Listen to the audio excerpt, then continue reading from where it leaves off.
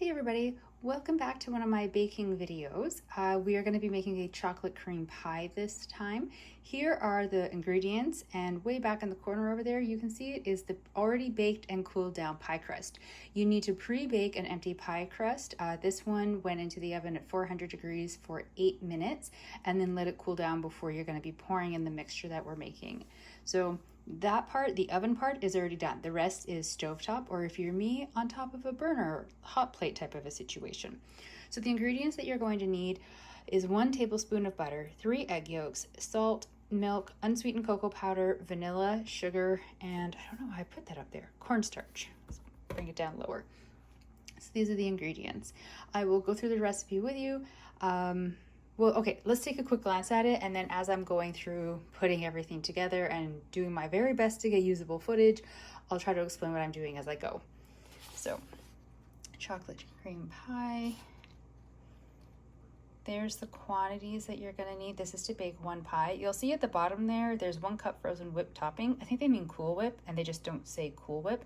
You could use, I would assume, like whipped cream, Cool Whip, anything like that. I actually do have some Cool Whip, but it is for a different recipe. So if I have some left over from that recipe, I'll put a blob of it on the middle of this one. Otherwise, mine might be naked on top. So our first steps is going to be beating the sugar and the egg yolks together in a large bowl until creamy.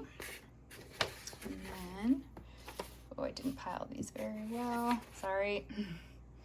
Then we're going to mix in the cocoa powder, cornstarch, and salt, gently stir in the milk, pour all of it into a large saucepan, cook over medium heat until it's boiling and thickened enough to coat the back of a metal spoon. Remove from the heat, stir in the butter and the vanilla extract, let it cool slightly, and then pour the whole thing into the pastry shell, so the pie crust that we have back there, and chill it in the refrigerator until it's set. So they say 2 to 4 hours. I'm making this a day in advance. I need this for tomorrow, so it's going to have plenty of time to set. So I'm gonna put you up on the tripod and attempt to make a workable space over here so you can see what I'm doing. And let's get to work trying out this pie recipe. We are already not off to a great start. So the sugar and the egg yolks are supposed to be beaten together until they get creamy. I had been beating for a very long time, and this is as close as it's getting to, see, it's not creamy. You can't call that creamy at all. It is well mixed in together, but not creamy. So whatever visual comes to your brain when you see in a recipe mixed until creamy, that's not what this is gonna turn out like, or at least it's not what mine turned out like.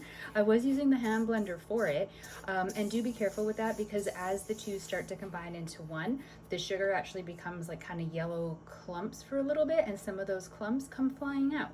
It's quite the experience. I'm gonna be scrubbing my kitchen floor later. So that is step 1. Now, let me pull the recipe because I don't have it memorized. I'm going to be mixing in the cocoa powder, the cornstarch, and the salt until it's all well blended.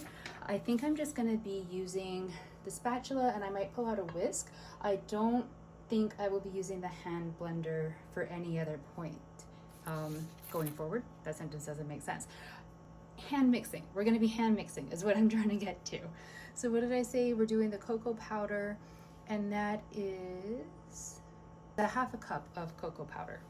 So I guess I'll try adding it in while you're recording, and we'll see how it looks. I know there's a lot of people when they're baking, they measure, or like they weigh everything out, and I get that. Sometimes I do that depending on the recipe, but usually no.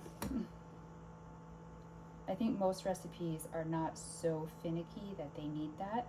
They have a little bit of wiggle room in them.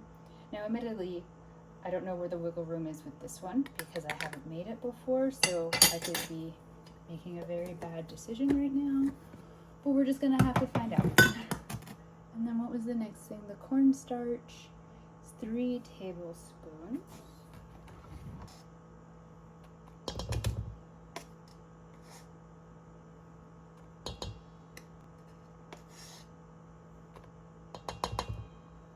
And the salt is 1/2 teaspoon.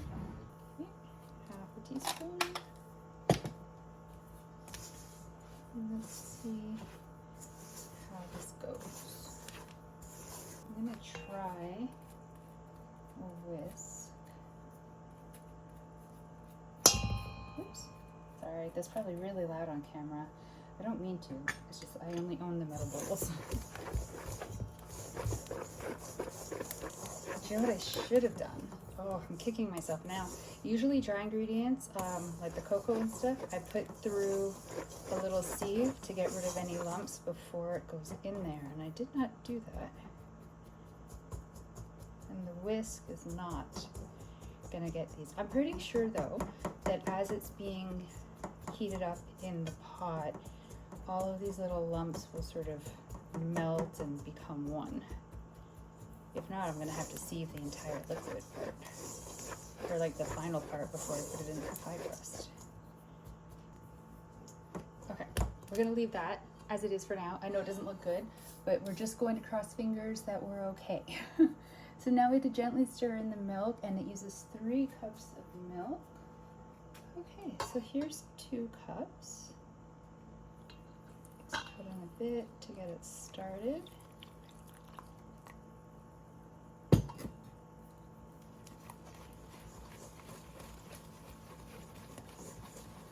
Kind of reminds me of making pudding. Not that I actually make pudding all that much. Yeah, I think the milk, even just adding in the milk, is already helping with those lumps.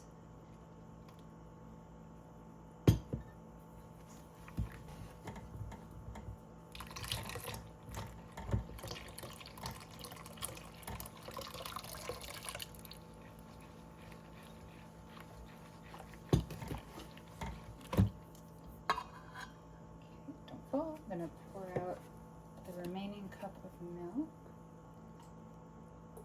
Okay, this is kind of perfect. I bought that 1% milk specifically for this, and I'm not having too much of it left over.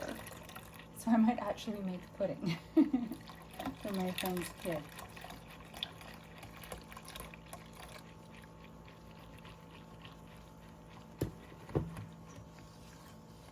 So that looks pretty well mixed. So the next step is that I'm actually putting it all into a large saucepan to cook over medium heat, stirring constantly until it's boiling and thickened. I will be back in a little bit and we'll be at a whole different stage with this. So at this stage, you have poured everything that you had mixed into your mixing bowl into a pot or a saucepan, and then we're going to be cooking it over a medium heat, stirring constantly until it boils and is thick enough to coat the back of a metal spoon. So I have a metal spoon handy and I will test it later. Clearly that is not happening yet. It's bubbling, and get this, I didn't actually bring it up from the temperature I had it starting at, which was a little bit over 4 on my temperature dial. So you really do need to stir it constantly like the instructions said. I stopped for like 3 seconds so I could reach over and play something on YouTube, and when I came back you could feel with the spatula at the bottom stuff kind of like sticking to the pan. You know the way it does sometimes. So just be warned, don't do what I did. And it went instantly, like it was thin and runny and thin and runny and thin and runny, and then all of a sudden boom, it was thicker. So it's not coating the back of a spoon thicker yet, but it's noticeably, I hope you can tell on camera, a difference between what it's like now and what it was before. So we want to get it boiling, which it is. See, bubble, toil and trouble. And I just need to leave it, well, not leave it as in not stir it, but leave it to keep boiling for a little bit longer until it's at like a coating spoon level of thickness. Kind of like custard, if you've ever made custard. I'm worried that if I stop recording, it's gonna hit that level of thickness really quickly, and once it's that thick, you need to take it off the heat and things are gonna be happening fast, and I don't know, I don't want you to miss it. I just got splashed by chocolate. Rude. Also hot. Be careful. Maybe I should have used a larger spatula to be farther away from the splash zone, which I didn't really think would be a thing. The splash zone, I mean. I don't think it's actually thick enough to coat a spoon, but let's... Oh, well, that is technically coated, right? Yeah, okay, actually, I think it's done. Okay, oh no, hot. Okay, so let's turn the temp down on that. I'm gonna be moving, oh, I hope I don't bump you or burn this. Okay, let's bring you along. So we've moved it off of the heat, and now we're stirring in the butter and the vanilla extract.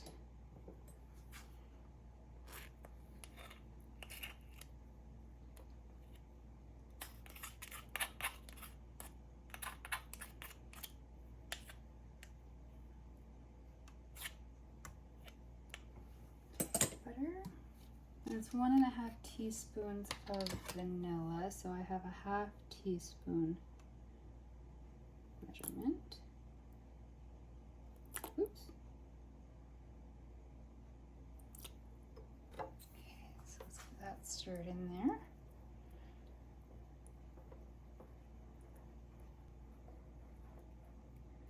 Okay, the butter is fully melted. Now it says to let it cool slightly before pouring it into the pie shell. Kind of wish they were a little bit more specific. How slightly? Because it's going to start to thicken up as it cools. And so I think you don't want it to be too thick when you're pouring it in, because you want it to settle nicely. But also maybe you don't want to be pouring it in when it's too hot, because maybe it'll not like damage the pie shell, but maybe it's just not good for the pie shell. I don't really know. You can feel when you're stirring it though how much thicker it is, which is pretty sweet. Okay, I'm going to stop stirring it for a second. I'm going to create space on my very tiny counter to bring the pie shell forward to. I've switched over to a spatula. I've made some space. I've put the pie shell, like it came in like one of those tinfoil containers, and I've actually put it, like doubled it. I put it into another one. Because I don't trust it. There's like little holes on the bottom of the pie shell tinfoil thingy, and there's a little holes that I stabbed into the pie shell itself for when I was baking it. So how do those little holes not create leakage of whatever you put into the pie? So I don't know. I put it into a second pie shell container, which is maybe me being crazy, but whatever. So I don't think, well, let's try filming this. This may go very poorly, but sorry, my arm's gonna be in the way, but it's just the best I can do. Ooh, oh, this might have made too much. Okay, hold on. Yeah, so that is a lot of chocolate, and there's still some in the pot. Let me try to move you. There we go. So there we go. I'm gonna leave it to cool a little bit on the counter. How does it not get a skin though? Because it was starting to get a skin in the pot, and it's gonna get a skin as it cools down, because it's just like a custard. Do I put parchment paper over top like you do with a custard for while it's cooling and then take it off so that there's no skin? Well, I don't know. I'm gonna have to Google, which means I need you. So I'm gonna stop recording, Google that really quick, and I'll bring you back later. Okay, I did a quick Google search to just figure out how to not get a skin on this, and the results were basically do the same thing as when you do a custard. So put some parchment paper. They did say or saran wrap, but I always use parchment paper. So put parchment paper down. I cut it very poorly, but I was panicking because if you wait too long, you're gonna get the skin. So parchment paper is down. I'm gonna put the entire thing in the fridge. It will cool overnight, and then tomorrow I will peel it off super gently and hope that it hasn't ruined the visual of it, because I may or may not have Cool Whip left over from the other project that I'm gonna be working on to cover any mistakes. So cross fingers for me. Right now, this is the end of our chocolate pie saga for this evening. We will pick it up again tomorrow. So this clip is going to be showing 2 pies, and you're going to be seeing it in 2 separate baking videos. My apologies, but I baked them together and I'm taking them somewhere together. So they're filming once they are created. They're twins. Think of them as twins, just non-identical. So this is the chocolate pie with some Cool Whip just sort of spread around in a purposely uneven circle on top. The party that they were for, I had my weeks wrong, and is next weekend. These pies will not last until then, so I'm taking them upstairs to my friends, and hopefully they're gonna cut in them right away so I can get some pictures or video clips of the cross cut and also some feedback, because this one I've made before, even though visually it's not looking great right now. I know it tastes good. The chocolate one though is new for me, so I'd really like to hear from them what they think about it.